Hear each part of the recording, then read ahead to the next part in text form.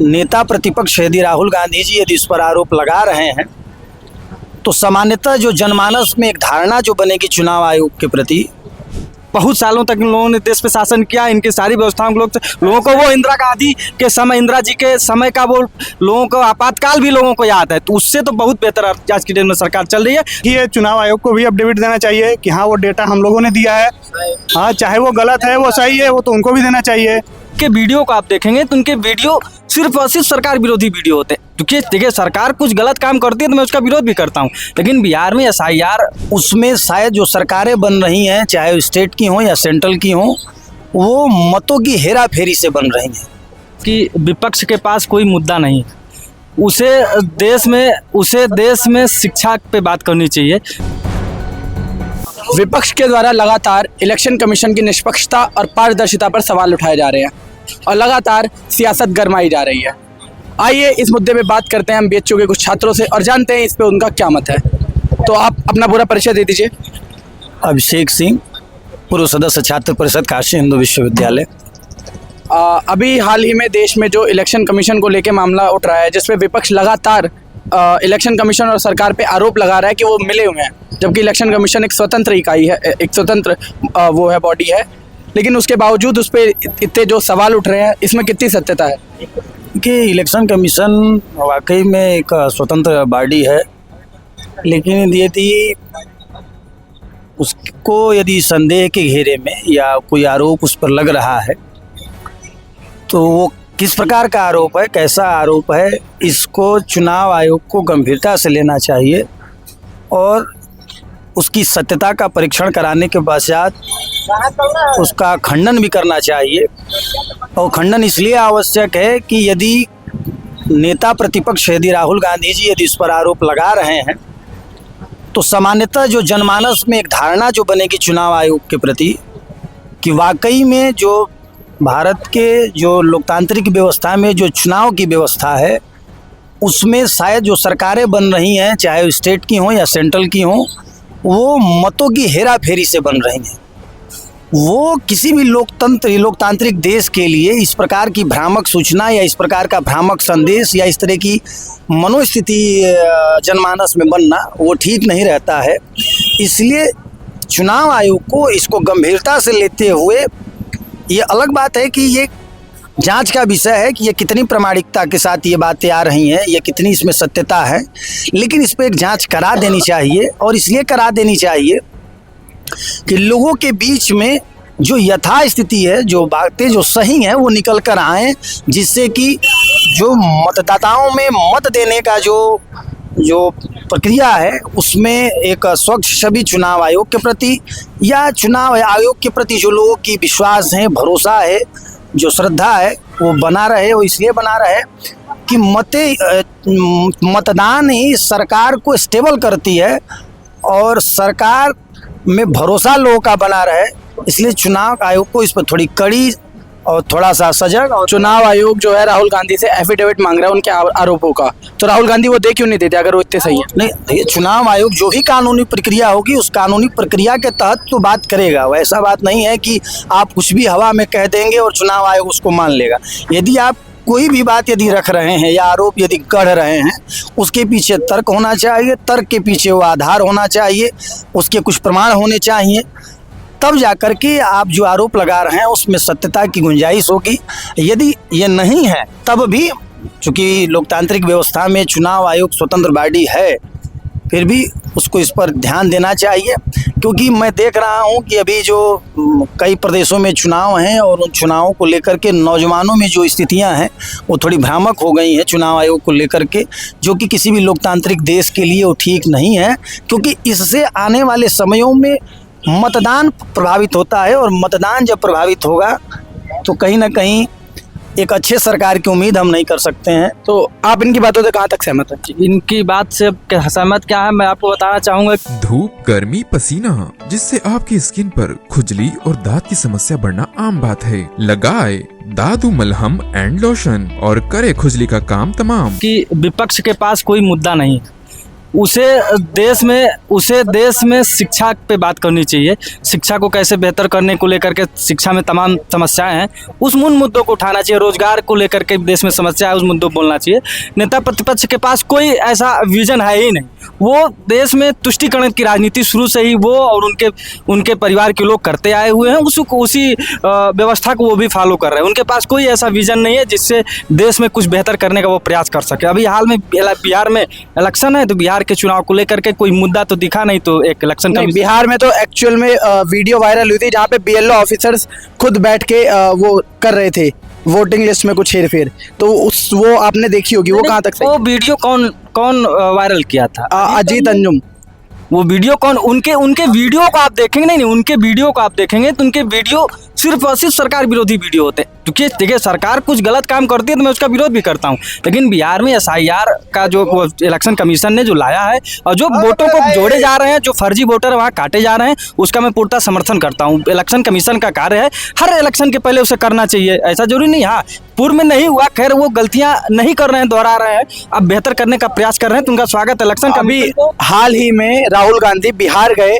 बिहार में election commission ने कुछ लोगों का नाम काटा था, उनको मृत घोषित करके। उन मृत घोषित लोगों से राहुल गांधी मिले और उनसे चाय पी, जो कि एक्चुअल में जिंदा थे। तो ये कहाँ तक आपको क्या लगता है? ये आज की समस्या नहीं, ये छिटपुट समस्याएं देश में ऐसी आती रहती हैं, लेकिन ये गलत बात है। किसी का अगर कोई व्यक्ति जीवित है, उसको यह कह के कि हम मृतक है, इसका वोट काट देना, यह गलत है। लेकिन उसमें तो इलेक्शन कमीशन की पारदर्शिता पे सवाल उठता है कि नहीं? इलेक्शन कमीशन की हेल्पलाइन नंबर है, उस पर आप जाके संपर्क करेंगे। और क्यों नहीं, आज तो देश में मीडिया है, आप किसी मीडिया के सामने जाके बोलेंगे भाई ऐसा है, तो अब आज की डेट में कोई संभव किसी व्यक्ति का वोट कट जाए, और वोट कट जाएगा तो व्यक्ति घर बैठा रहेगा। सारे कानून, सारी व्यवस्थाएं उसके साथ में है, मीडिया है, तमाम चीजें हैं, तो आप उसका सहारा लीजिए। देखिए, ये जो चुनाव की प्रक्रिया है, और चुनाव की प्रक्रिया में पारदर्शिता का होना तो अत्यंत आवश्यक है, पर मतदाता का नाम कट जाना और मतदाता का नाम जुड़ जाना, ये दोनों प्रक्रियाएं ये सतत निगरानी की विषय हैं। इसको ऐसा नहीं है कि आज ध्यान दिया जाएगा और कल नहीं ध्यान दिया जाएगा तो कुछ बेहतर हो जाएगा। अभी तो ये विधानसभा के चुनाव हैं, पंचायत के चुनावों में आपने कहा कि मर गए थे, उनके नाम थे, तो जीवित लोग का नाम कट जाता है। ये कंप्लीटली चुनाव आयोग को ही आप इसमें दोषी नहीं मानेंगे। शासन द्वारा जो व्यवस्था की जाती है, चाहे वो नाम जोड़ने को लेकर के, जो नहीं है उन नाम को काटने को लेकर के, तो स्थानीय स्तर पे कुछ गड़बड़ियां हो जाती हैं, तकनीकी गड़बड़ियों। सुनिए, वोटर ID बनाना चुनाव आयोग का काम नहीं है, वो BLO ऑफिसर्स और DM के अंदर आके करते हैं, तो ये सरकार के अधीन है। तो सरकार इसमें क्या मतलब सरकार की गलती रही है? मैं तो कह रहा हूँ ना कि स्थानीय स्तर पर कुछ गड़बड़ियां हो जाने से हम व्यापक रूप से शासन सत्ता और सरकार को दोषारोपित नहीं कर सकते हैं। यदि ये ऐसी चीज़ें प्रकाश में आ रही हैं तो उससे हमको निजात पाना होगा, उन समस्याओं को दूर करना होगा, लेकिन उसको आधार बना करके चाहे चुनाव आयोग हो या शासन हो, उनको कटघरे में खड़ा कर दें। हाँ, यदि ये बहुतायत देखने को मिलेगा तो ये प्रश्न वाजिब है, लेकिन यदि कहीं 2, 4, 10, 20, 50 की संख्या में मिलेंगे तो 140 करोड़ आबादी वाला यह देश है। इतनी गुंजाइश तो मैं मानता हूँ कि ये मानवीय भूल ही हो सकती है, तकनीकी गड़बड़ी हो सकती है।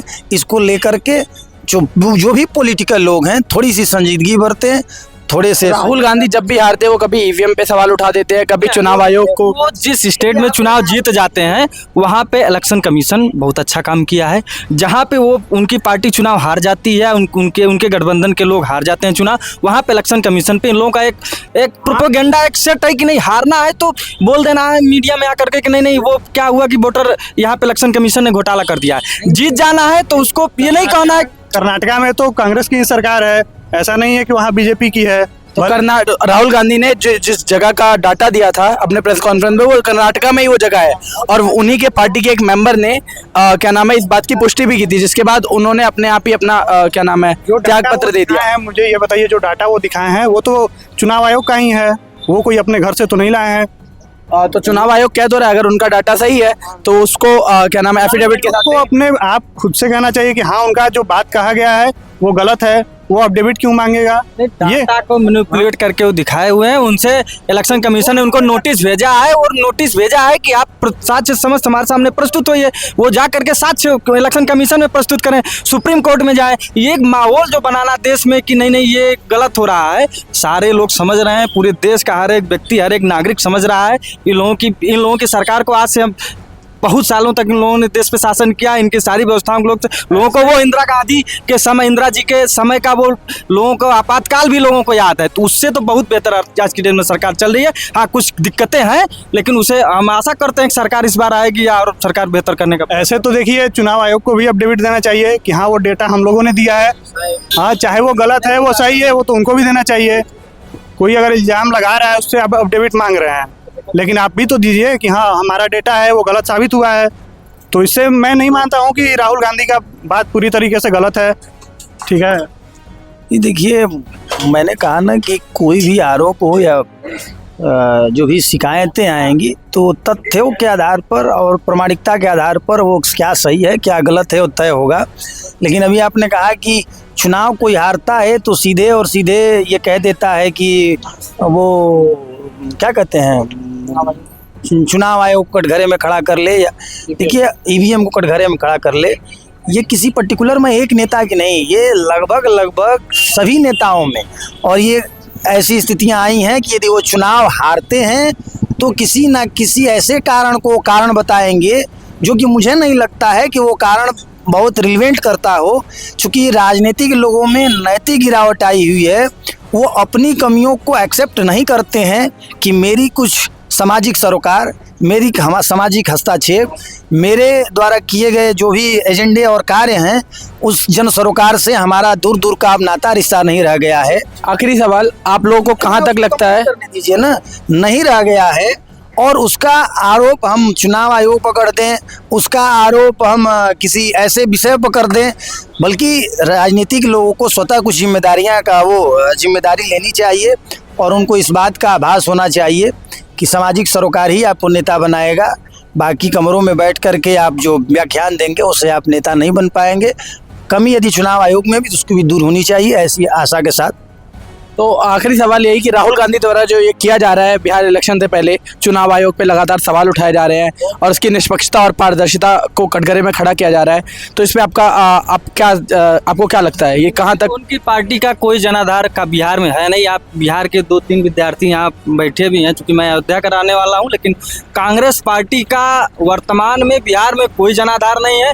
वहाँ पे अगर देखेंगे आप, त्रिकोणीय लड़ाई होने जा रही है। एक जो एनडीए का गठबंधन है और एक ये कांग्रेस, चूंकि इसलिए वहाँ पे चूंकि लालू जी की पार्टी क्या नाम है, आरजेडी थोड़ा सा चूंकि अपना जातीय समीकरण की वजह से मजबूत है। तीसरा जो है वो प्रशांत किशोर जी हैं जो कि युवाओं की लगातार बात कर रहे हैं। तो बिहार इलेक्शन पे इसका कुछ असर पड़ने वाला है कि नहीं? नहीं, बिहार इलेक्शन पे इसका कोई प्रभाव नहीं है, क्योंकि बिहार के लोग भी इस बार जागरूक हैं। इस बार उनके मन ने भी ये ठान लिया है कि इस बार वोट जो है 17 तारीख को राहुल गांधी एक वोट चोरी से रिलेटेड एक यात्रा लेके निकलने वाले। बिहार के लोग इस बार जाति के नाम पे वोट नहीं करेंगे, जहां तक मैं समझता हूं।